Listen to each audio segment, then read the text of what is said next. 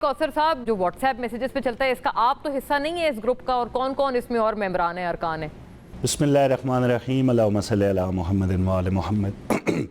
मोना, अभी मेरे भाई कादर मंदोखेल ने वही सवाल किए जो बिलावल साहब ने वहाँ पे किए। मैं आगाज़ वहाँ से करूँगा।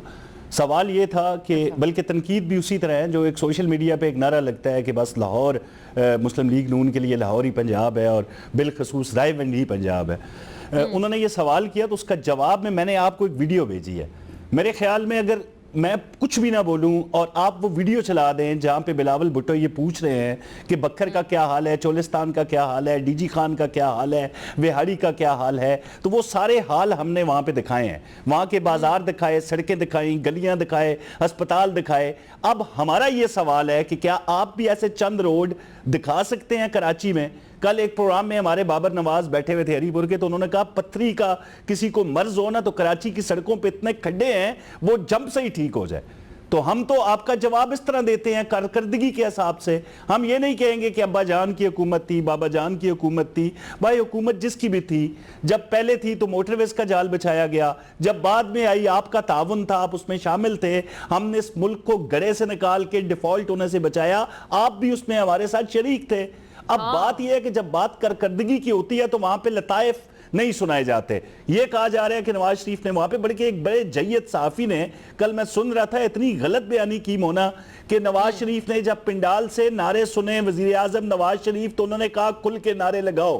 हालांकि उस वक्त पिंडाल के अंदर मैं स्टेज पे मौजूद था, वहां पे नवाज शरीफ शेर आया इस तरह के नारे लग रहे थे।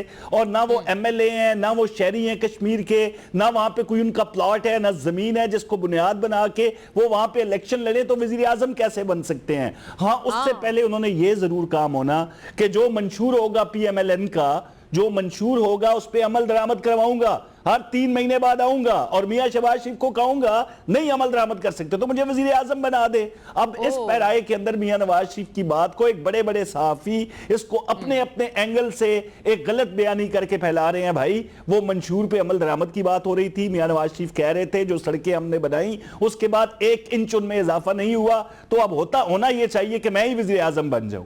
भाई वो मतलब एक ऐसी बात को जो एक दलील और मंतक के साथ की गई उसको बुनियाद बना के सिर्फ सनसनी फैलाने के लिए उस खबर को मनगढ़ंत रंग देने की कोशिश की गई। भाई हमने जिस तरह मैंने आपको वीडियो भेजी मोना, बल्कि मैं आपसे रिक्वेस्ट करूंगा इसको जरूर चला दीजिएगा जब भी आपको टाइम मिले। बिलावल भुट्टो ने जो जो सवालात किए, कादर मंदोखेल मेरे भाई ने जो इतराजात उठाए, उन तमाम का इतराज सबूत के साथ उस वीडियो के अंदर मौजूद है। बड़ी इज्जत से मैं मुखातिब हुआ हूं मौलाना साहब के हवाले से। देखें, जब आप बात कर रहे होते ना गुफ्तगू, जब आपका एक स्केच बना हो कि आप एक बहुत बड़ी अजीम शख्सियत हैं मजहबी पैराए के अंदर, अब आपको कोई बंदा समझा तो नहीं सकता। जब आप मीडिया पे आके चले शोधा के हवाले से आपने बात की, चैलेंज करता हूं कि कोई 40,000 के लिए अपना जवान बेटा इस मुल्क के लिए दे दे, कोई नहीं देगा, कोई नहीं देगा। शोधा की तज़ीक किसी भी माशरे के अंदर बर्दाश्त नहीं की जाती। पूरी तकरीर क्या मतलब है सुन लें। क्या यह जुमला काफी नहीं है कि आप अगर मरते हैं तो तनख्वाहें लेते हैं? यार मतलब इस तरह की गुफ्तगू किसको जेब देती है? जहां तक शीन मीम ग्रुप की बात है जी, ये तो आप अजल से सुन रही हैं। और वो नवाज शरीफ जिसके सिग्नेचर्स के साथ आज भी लोग कश्मीर में इलेक्शन लड़ रहे हैं, वो जिसकी तरफ इशारा करते हैं वो PM बन जाता है। थी सिर्फ एक तरफ से, अब ये तो आपके ही अपने मतलब PDM के साथी, PDM के सरबरा की जमात मौलाना साहब वो ये तनकीद कर रहे हैं। पहले तो ये सिर्फ PTI करते थे ना, या शेख रशीद ज्यादातर कहते थे, अब ख्वाब वो पीपल्स पार्टी को वो भी यही बात करते हैं। इसलिए मतलब इसकी ग्रेविटी बहुत बढ़ गई है इस तनकीद की। अच्छा मैं आगे बढ़ती हूँ, मुझे थोड़ा देखिए मोना, मैंने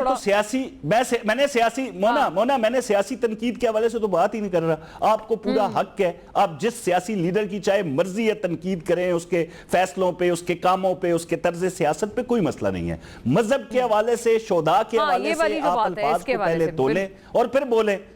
मैं बिल्कुल, ये बहरहाल बड़ा एक बहुत वैलिड चीज़ है, ये मैं पूछ भी लेती हूँ। और शफी साहब अभी आपने बड़ा पेशेंटली सबको सुन लिया है, आपका इस पे क्या तज्जिया? हम तो बहुत सुन मोना साहिबा, मैं ये जो नूरा कुश्ती हो रही है ये एंजॉय कर रहा था जी, बताएं। नहीं आप तो बड़े भाई, आप तो आपके तो मैं कहती हूँ अच्छे दिन है शायद। अब तो आपने वो क्या कहते हैं वो स्पेक्टेटर के उसमें स्टैंड में बैठ के आपने मैच देखना है। लड़ाई के साथ हैं, ये जो लड़ाई हो रही है ना दोनों के बीच, हम इसमें लड़ाई के साथ हैं। लड़ाई के साथ मोना ये शफी पता है मोना, 1 सेकंड मोना, सिर्फ 20 सेकंड मोना, शफी पता है ये बात क्यों कर रहा है? पीपल्स पार्टी हो, पाकिस्तान मुस्लिम लीग नून हो, जो ये बारूदी सुरंगें बचा के गए थे ना, उससे मुल्क को निकाला है। अब इनका मसला ये होता है जब सियासी तौर पर एक दूसरे से इख्तलाफात होते हैं तो दे आर नो मोर, इमरान खान का जिक्र ही नहीं होता कहीं पे। भाई यही तो मामलात है, ये चाहते हैं कि काम ना हो मुल्क की, मतलब ये अब नूरा कुश्ती कह रहे हैं इस बात को, जो भी मस्बत तनकीद किसी भी जानब से होगी, क्योंकि ये रेलेवेंट हो गए हैं ना इस मामले में। शफी साहब, लेकिन हमने तो सुना है कि ऐसा कोई मुतालबा है कि मौलाना साहब ये भी चाहते हैं पीपल्स पार्टी और पीटीआई जो है वो साथ मिलकर कोई हुकूमत को चलता करें, ऐसे कोई प्लान है? और ये जो जेयूआई की अभी फ्रेश एक मसला हो गया है, ये क्या आपके कोई पॉलिसी तब्दील होगी जेयूआई की तरफ अब, या पीपल्स पार्टी की तरफ? पहली बात ये है कि ये जो पीपल्स पार्टी अगर नून लीग पे इल्जामात लगा रही है या नून लीग पीपल्स पार्टी पे इल्जामात लगा रही है, तो इमरान खान साहब की बड़ी मशहूर सेइंग है कि ये सिक्के के दो रुख हैं। क्या इसी पीपल्स पार्टी ने इस हुकूमत को वोट नहीं दिया? क्या इसी पीपल्स पार्टी ने इस बजट में इस हुकूमत को वोट नहीं दिया? क्या इसी पीपल्स पार्टी जो 30 मिनट तक नाराज रही और उसके बाद जीबी हुकूमत जब इनके हवाले की गई तो बजट सेशन में वापस नहीं आए? क्या जीबी में जो इल्जामात लगाए गए फिर उसके बाद बजट में वोट देना, ये कौन सी सियासत है? ये तो मुनाफकत है। अभी कश्मीर में एक दूसरे पे इल्जामात लगा रहे हैं और इलेक्शन कमीशन की खामोशी बड़ी माने फेज है कि मरियम बीबी वहां पे गई है, वो सीएम है, वो वहां पे एक मतलब जलसे से वो खिताब कर रही है, ग्रीन बसेस का ऐलान हो रहा है। सीएम अफरीदी साहब तो हरिपुर वाले इलेक्शन में हरिपुर गई भी नहीं थे और नोटिस उनको पकड़ा दिया था, जो 3 महीने तक अभी तक हमारे सर पे तलवार की तरह लटक रहा है। तो ये वो दो निजाम है जो हम इसको एक्सपोज करेंगे और दोनों पार्टियों को भी एक्सपोज करेंगे। इसके साथ साथ बात बड़ी वाज़ेह है कि ये दोनों जमातें के एजेंडे पे ना कोई अवामी काम है ना कोई। देखिए, मैंने आपको डिस्टर्ब नहीं किया काज़मी साहब। मैं सॉरी भाई, सॉरी, गलती होगी शफी, आई एम सॉरी। नहीं, मैंने तो आप तीनों को बड़े इत्मीनान से 20 मिनट तक सुना है, मैंने तो कोई बात नहीं की बीच में। बिल्कुल बिल्कुल, मैं भी आधा घंटा सुनूंगा भाई। देखिए, नूरा कुश्ती ही है और कुछ नहीं है। ये जब इलेक्शन खत्म हो जाएगा कश्मीर का, ये दोनों जमातें फिर एक साथ बैठी होंगी। ये डंडे के नीचे दोनों एक हैं, जो डंडा जो है ना उसके नीचे दोनों जमातें एक हैं। अब 28वीं तरमीम आनी है या 29वीं आनी है या 30वीं आनी है, ये दोनों जमातें लाइन में खड़े होंगे। चले, मतलब आपने पीपल्स पार्टी को तो आपने एकदम आउट कर दिया ना पूरी इक्वेशन से, और जेयूआई के बारे में क्या ख्याल है? देखिए, ये दोनों जमातों के इख्तियार में कुछ नहीं है, ना पीपल्स पार्टी के इख्तियार में कुछ है और ना नून लीग के इख्तियार में कुछ है। ये जहां देखते हैं, जहां से इशारा होता है उस इशारे की तरफ ये देख रहे होते हैं। अभी बारी जो है वो नून लीग की है, ताबेदारी हो रही है। बिलावल साहब इशारे के लिए करें, जब वो इशारा होगा तो बिलावल साहब ताबेदारी के लिए पेश हो जाएंगे। जहां तक जीयूआई फे की बात है, देखिए 5 अगस्त को इमरान खान क्रिकेट स्टेडियम में तहरीक इंसाफ जो है जलसे का इनेकाद ऐलान हुआ है। इंशाल्लाह वो जैम पैक जलसा होगा और वहां पे आगे का लाएमल दिया जाएगा। सीएम अफरीदी साहब खिताब करेंगे, पूरी लीडरशिप वहां पे मौजूद होगी और इमरान खान साहब की रिहाई की जो तहरीक है वो 5 अगस्त से शुरू हो जाएगी।